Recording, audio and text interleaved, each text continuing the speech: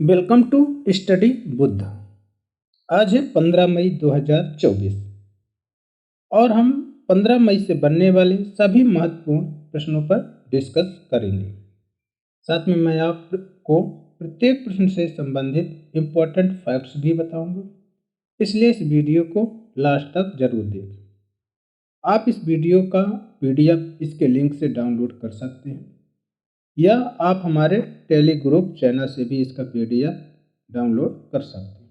शुरू करते हैं आज का करंट अफेयर। प्रश्न नंबर 1 है, हाल ही में मेघालय की पहली महिला पुलिस निदेशक कौन बनी है? Who has recently become the first women director general of police of Meghalaya? Option number A है Ram Prasad Meena, option number B है Deepak Kumar, option number C है इदा सीसा नोगरोंग, ऑप्शन नंबर डी है लज्जा राम बिश्नोई। इसका सही आंसर है ऑप्शन नंबर सी। क्या है? ऑप्शन नंबर सी, इदा सीसा नोगरांग। ये कौन है? इदा सीसा नोगरांग। मेघालय ने इदा सीसा नोगरांग को राज्य की पहली महिला निदेशक पुलिस महानिदेशक के रूप में नियुक्त किया है। Meghalaya has created history by appointed Idashisha Nongrang as the state's first women director general of police. Nongrang Lajja Ram Bishnoi का स्थान लेंगी। नोगरांग विल रिप्लेस लज्जा राम बिश्नोई। इसमें एक टर्म आया है मेघालय।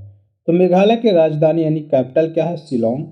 इसका गठन यानी इनकॉर्पोरेटेड किया गया था इसको 21 जनवरी 1972 यानी 21 जनवरी 1972 को। इसके मुख्यमंत्री यानी चीफ मिनिस्टर कौन है? कॉनराड संगमा। और इसके राज्यपाल यानी गवर्नर कौन है? फागू चौहान। ये हो गया मेघालय। प्रश्न नंबर 2 देखते हैं, हाल ही में फ्रेंच मोटो GP 2024 में किसने जीत हासिल की है? Who has recently won the French Moto GP 2024? Option number A है Jorge Martin, option number B है मार्क्वेज, ऑप्शन नंबर सी है Francesco Bagnaia, option number D है एनिया बिस्तनीनी। इसका सही आंसर है option number A Jorge Martin. This is correct answer, option number A Jorge Martin. ये कौन है? Jorge Martin. रोमांचक मोटरसाइकिल रेसिंग के प्रदर्शन में प्रोमैक डुकाटी के जॉर्ज मार्टिन रोमांच 2024 फ्रेंच मोटो GP में विजयी हुए। इन अ thrilling motorcycle racing display Pramac Ducati's Jorge Martin emerged victorious in the thrilling 2024 French MotoGP। इसमें पोजीशन देख लेते कि कौन सा राइडर किस पोजीशन में था और किस टीम का था। तो फर्स्ट में तो यही थे जॉर्ज मार्टिन, और ये किस टीम के थे? प्रमैक डुकाटी। फिर सेकंड नंबर में थे मार्क्वेस, और ये किस टीम से थे? ग्रेसिनी डुकाटी। फिर थर्ड नंबर में थे फ्रांसिस्को बैगनाया, ये डुकाटी लिनोवो के थे। फिर फोर्थ में थे इनिया बिस्तनीनी, ये डुकाटी लिनोवो के ये भी थे। फिर मैवरिक बेनाल्स थे, अप्रेलिया रेसिंग के थे। फिर फेबियो डी जियानेटोनियो थे VR46 के। फ्रांसिस्को मोरबिडेली थी, प्रमैक डुकाटी की थी। ब्रैड बिंडर थे, रेड बुल KTM के थे। एलेक्सी एस्परगैरो थे, अप्रेलिया रेसिंग के थे। एलेक्स मार्क्वेज थे, ग्रेसिनी डुकाटी के थे। अब क्वेश्चन नंबर 3 देखते हैं, किस देश ने ब्रिटिश अंटार्कटिका क्षेत्र में तेल और गैस भंडार की खोज करने का दावा किया? Which country has claimed to have discovered oil and gas reserve in the British Antarctica territory? Option number है इंडिया यानी भारत, ऑप्शन नंबर बी है अमेरिका, ऑप्शन नंबर सी है रूस and Russia, option number D है चीन यानी China. इसका सही आंसर है ऑप्शन नंबर सी, रूस। कौन है? Russia.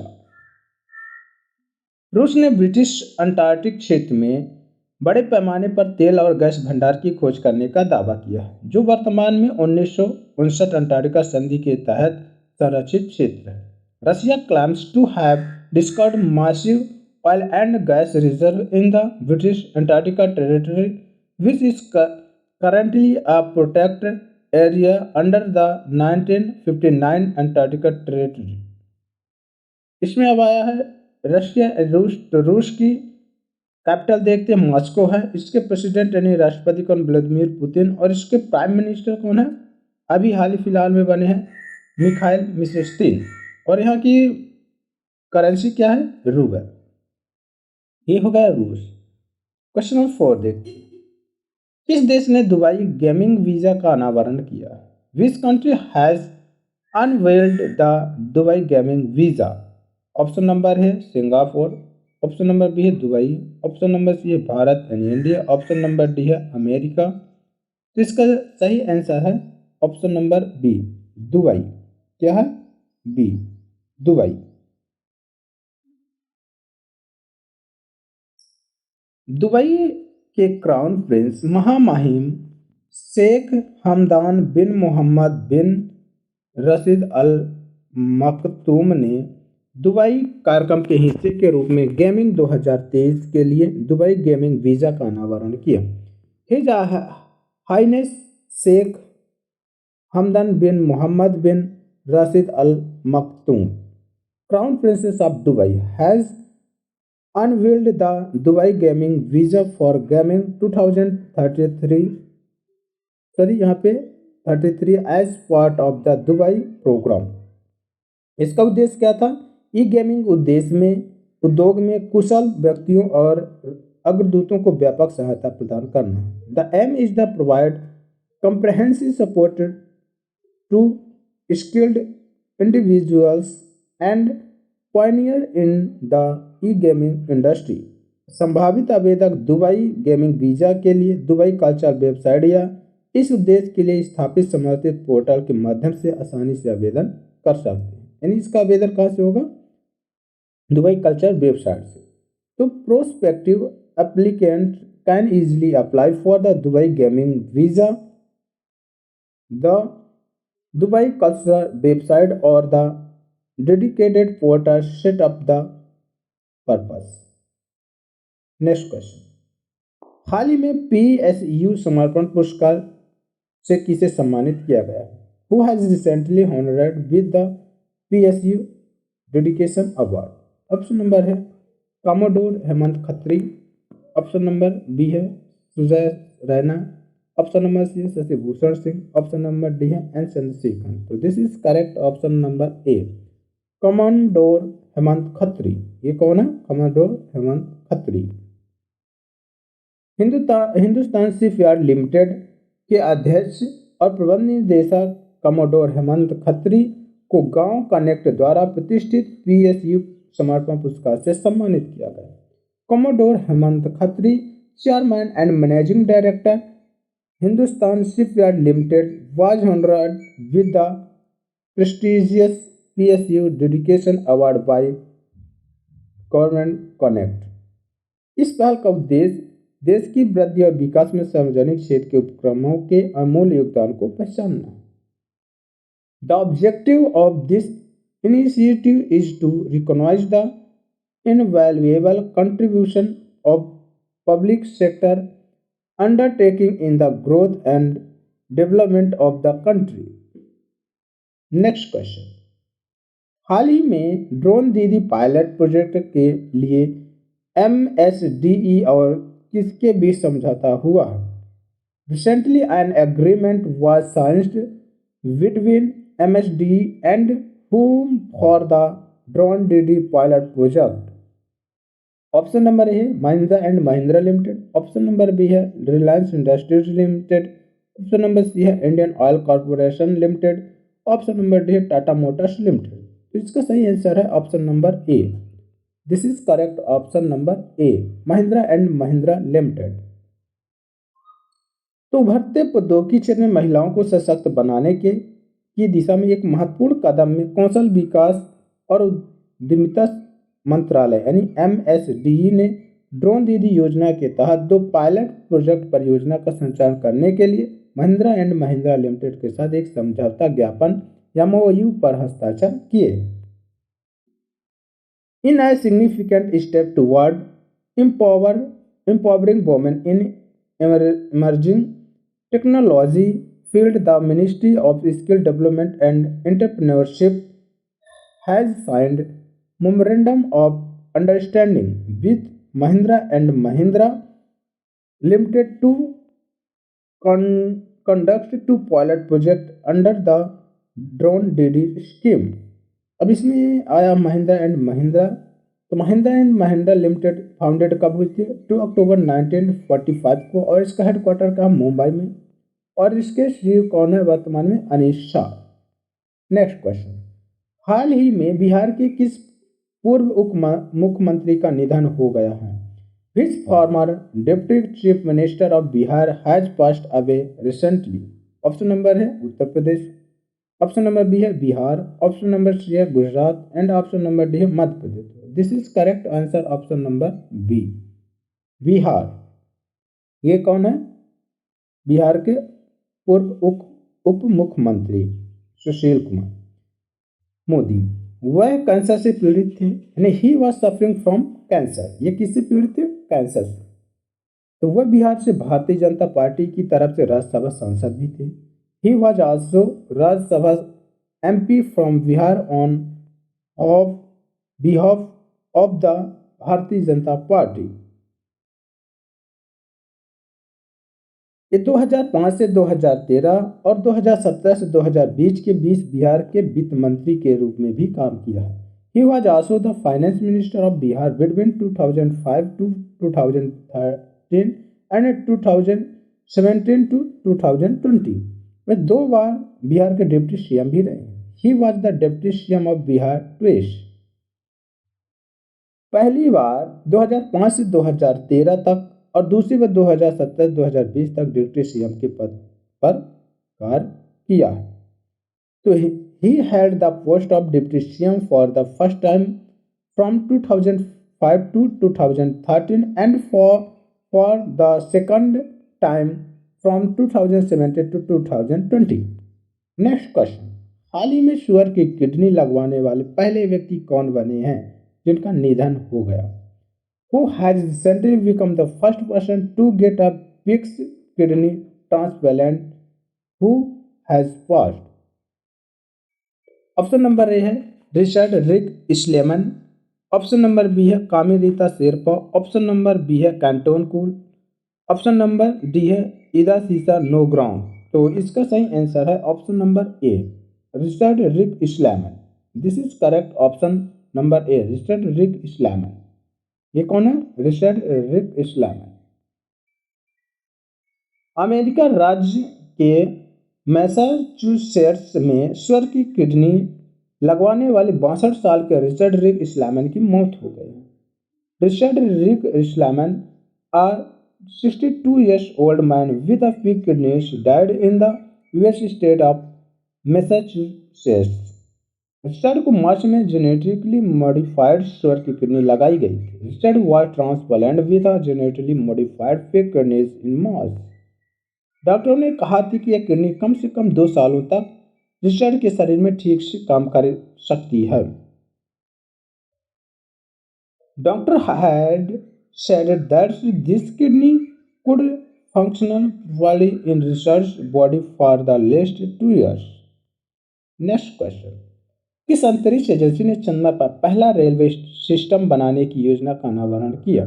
Which space agency unveiled plan to build the first railway system on the moon?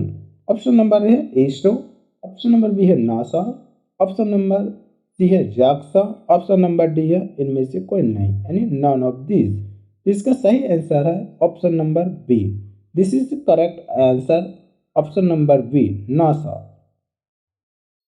तो नासा ने पहली बार रेल चंद्र रेलवे प्रणाली के निगरानी निर्माण की अपनी महत्वाकांक्षी योजना का अनावरण किया। NASA has unveiled its ambitious plan to build the first launcher railway system, जिसे फ्लॉट यानी ट्रक पर लचीला लेविटेशन के रूप में जाना जाता है।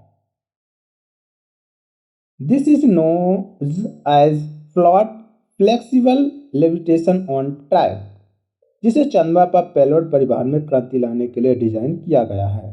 क्या? पेलोड परिवहन में क्रांति लाने के लिए, which is design to revolutionise payload transportation to the moon. NASA का लक्ष्य चंद्रमा से मंगल ग्रह की पहल और रोबोटिक लूनार सरफेस ऑपरेशंस 2 जैसी मिशन अवधारणाओं के साथ तालमेल बिठाना है। NASA aim to summarized it with mission concepts such as the Moon to Mars Initiative and Robotic Launcher Surface Operation 2। अब इसमें आया नासा, तो नासा का देख लेते हैं। तो नासा का फुल फॉर्म क्या होता है? National aeronautics and space administration.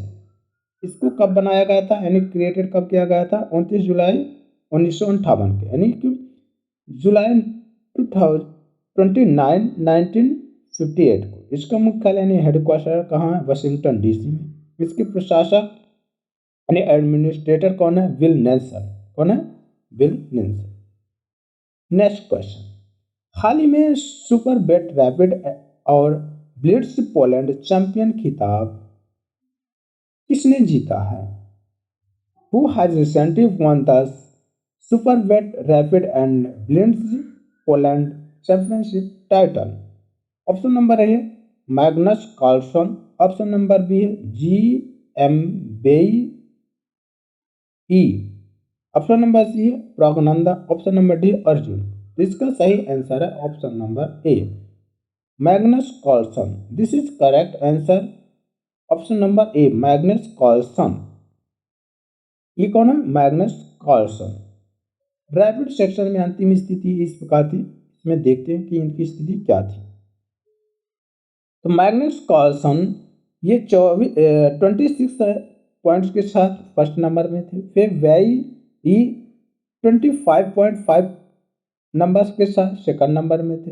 फिर थे जॉन क्रिस्टिसोपा डूडा 19.5 अंक के साथ थर्ड नंबर पे। फिर अपने प्रज्ञानंदा 19 अंक के साथ फोर्थ पोजीशन में थे।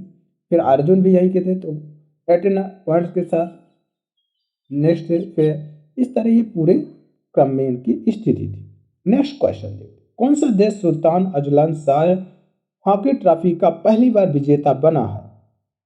The which country has become the winner of Sultan Azlan Shah hockey trophy of the first time?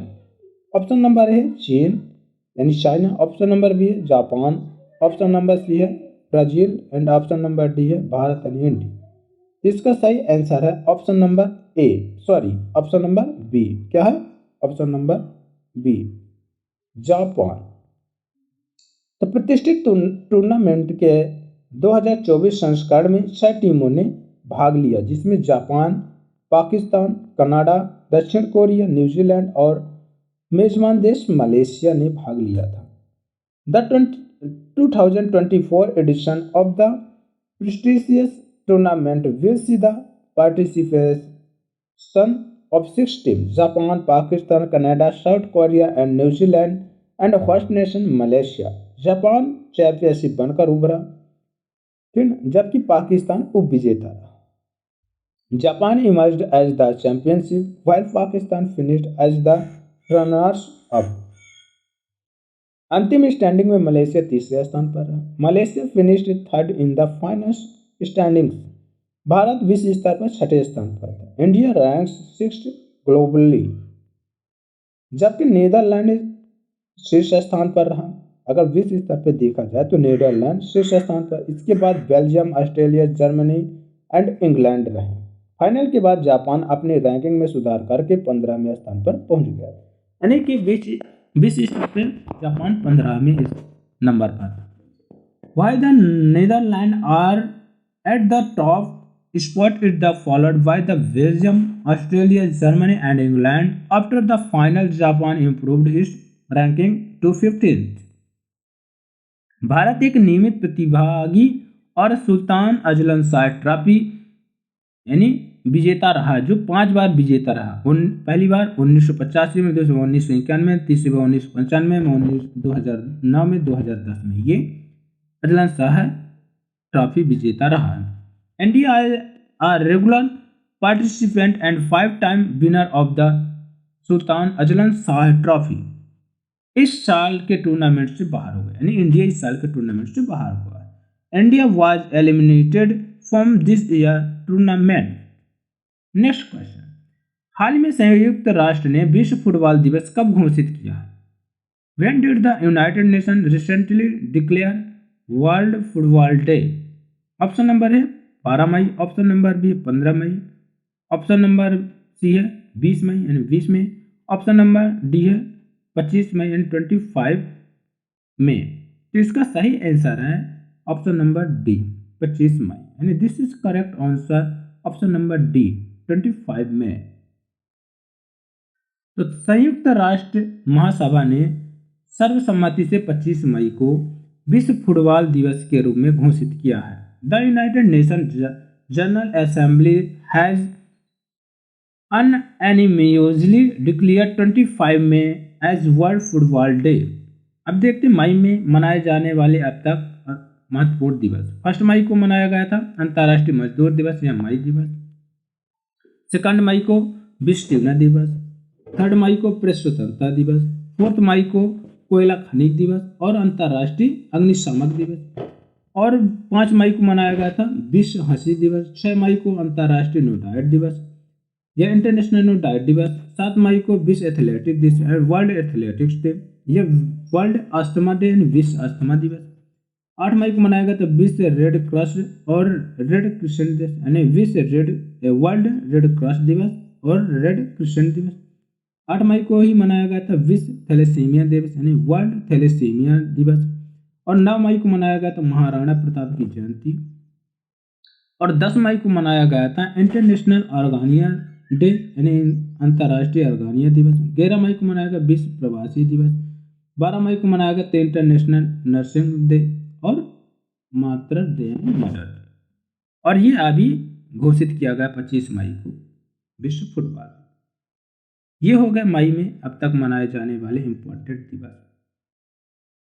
Friends, यदि आपकी कोई भी क्वेरी हो तो कमेंट्स बॉक्स में ज़रूर करें और इसे ज़्यादा से ज़्यादा लाइक एंड सब्सक्राइब करें और अपने दोस्तों तक शेयर करें। Thanks watching this video.